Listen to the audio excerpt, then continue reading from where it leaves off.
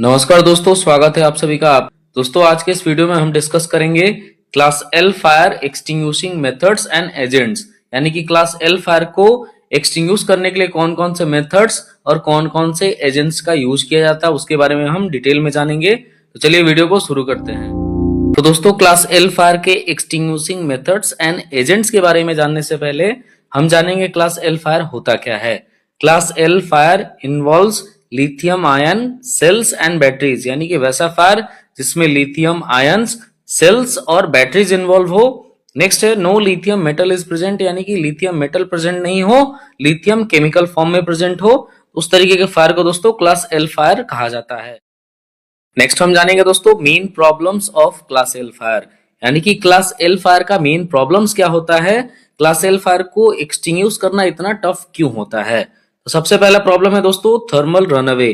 Thermal runaway मतलब कि जो सेल्स होते हैं एक सेल से दूसरे सेल में हीट बहुत रैपिडली ट्रांसफर होता है, जिससे कि फायर बहुत तेजी से स्प्रेड होता है। नेक्स्ट है दोस्तों इंटरनल हीट जनरेशन, यानी कि जब भी कोई लिथियम आयन बैटरी या सेल में फायर होता है तो उसमें इंटरनली केमिकल रिएक्शन होता है, जिसकी वजह से हीट जनरेट होता है और फायर सस्टेन रहता है, मींस फायर कंटिन्यू रहता है। उसके बाद है दोस्तों री इग्निशन रिस्क, यानी कि जब भी क्लास एल फायर होता है तो उसको एक्सटिंग्विश करने देने के बाद भी उसमें री इग्निशन का रिस्क रहता है, यानी कि फायर दोबारा अपने आप भी री इग्नाइट हो सकता है। उसके बाद है दोस्तों टॉक्सिक एंड एक्सप्लोजिव गैसेस, यानी कि जब भी लिथियम आयन बैटरीज या सेल्स में कोई भी फायर होता है तो उस दौरान केमिकल रिएक्शन की वजह से टॉक्सिक और एक्सप्लोजिव गैसेस रिलीज होते हैं, जो कि फायर फाइटर्स को या आसपास के लोगों को काफी नुकसान कर सकता है। उसके बाद है दोस्तों standard energy remains even after fire control, यानी कि फायर के कंट्रोल हो जाने के बाद भी जो सेल्स और बैटरीज होते हैं उसमें स्टैंडर्ड एनर्जी होता है जो कि एक्सप्लोड हो सकता है। नेक्स्ट हम डिस्कस करेंगे दोस्तों एक्सटिंग्विशिंग मेथड्स एंड एजेंट्स, यानी कि क्लास एल फायर को कौन कौन से मेथड्स और कौन कौन से एजेंट्स के हेल्प से हम एक्सटिंग्विश कर सकते हैं। तो सबसे पहला है दोस्तों control cooling method by water. दूसरा है दोस्तों एवीएस, यानी कि एक्वस वर्मिकुलाइट सस्पेंशन और डिप्रेशन सिस्टम। नेक्स्ट है दोस्तों lithium ion specific fire extinguishers. उसके बाद है फायर ब्लैंकेट्स और कंटेनमेंट मेथड्स। उसके बाद है दोस्तों क्लीन एजेंट और एयरोसोल सिस्टम। तो दोस्तों सबसे पहला एक्सटिंग्विशिंग मेथड है control cooling method by water used for cooling not direct extinguishing, यानी कि कंट्रोल्ड कूलिंग मेथड में जो वाटर का यूज होता है वो कूलिंग के लिए यूज किया जाता है, नॉट डायरेक्ट एक्सटिंग्विशिंग, यानी कि डायरेक्ट फ्लेम को एक्सटिंग्विश करने के लिए नहीं किया जाता है। नेक्स्ट है दोस्तों रिड्यूसेस बैटरी टेम्परेचर, यानी कि कूलिंग की वजह से जो बैटरी का टेम्परेचर होता है वो रिड्यूस हो जाता है।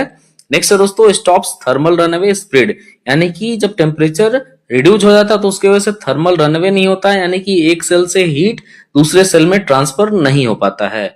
नेक्स्ट है दोस्तों used only by trained personal, यानी कि ये मेथड सिर्फ ट्रेन्ड पर्सन ही यूज कर सकता है। इसमें इलेक्ट्रिक शॉक का भी हजार्ड क्रिएट हो सकता है अगर जो बैटरीज और सेल्स है वो किसी भी इलेक्ट्रिकल सोर्स से कनेक्टेड है तो।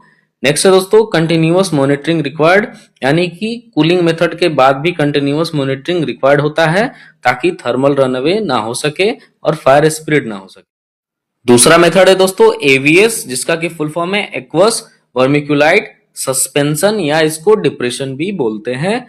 Best suited agents for class L fire, यानी कि क्लास एल फायर को एक्सटिंग्विश करने के लिए ये बेस्ट सूटेड एजेंट है जो कि प्रोवाइड करता है कूलिंग, यानी कि जो फायर है उसके टेम्परेचर को रिड्यूस करता है। नेक्स्ट है दोस्तों इनकैप्सुलेशन, यानी कि ये फायर को इनकैप्सूल करता है, यानी कि फायर को एक तरीके से सील करता है और आगे फायर स्प्रेड ना हो उससे भी ये प्रोटेक्ट करता है। उसके बाद है दोस्तों रीइग्निशन कंट्रोल, यानी कि फायर दोबारा एक्सटिंग्विश हो जाने के बाद रीइग्नाइट ना हो उसको भी ये कंट्रोल करता है। नेक्स्ट है दोस्तों vermiculite forms a heat resistant layer, यानी कि जो वर्मिकुलाइट होता है वो एक हीट रेसिस्टेंट लेयर को फॉर्म करता है, जिससे कि फायर आगे स्प्रेड नहीं हो पाता और वहीं पे सील हो जाता है। उसके बाद है दोस्तों effective for small to medium lithium ion batteries.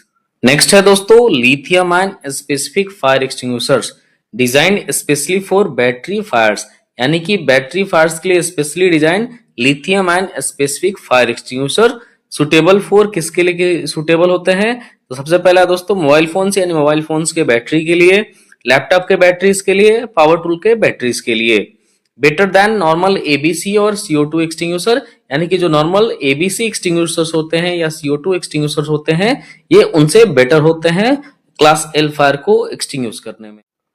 Next method है दोस्तों फायर ब्लैंकेट्स और कंटेनमेंट मेथड यूज्ड टू, यानी कि इस मेथड का यूज कहां कहां करते हैं, टू कंटेन फ्लेम्स, यानी कि जब भी क्लास एल फायर होता है तो उसके फ्लेम्स को कंटेन करने के लिए।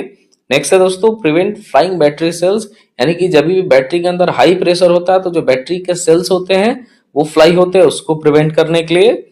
उसके बाद है दोस्तों सपोर्ट्स कूलिंग मेथड्स, यानी ये कूलिंग मेथड को भी सपोर्ट करता है।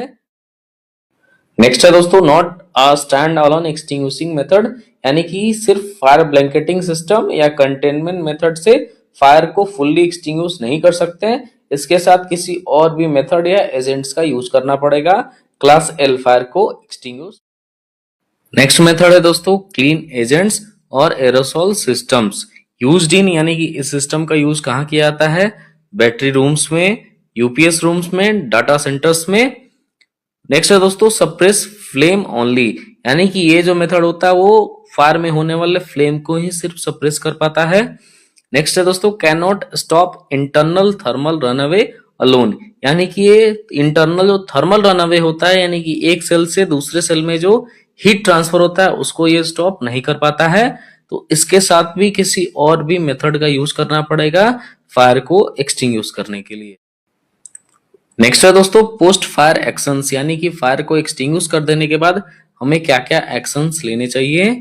सबसे पहला है दोस्तों कंटिन्यूअस टेम्परेचर मॉनिटरिंग, यानी कि कंटिन्यूअस टेम्परेचर को मॉनिटर करना होगा।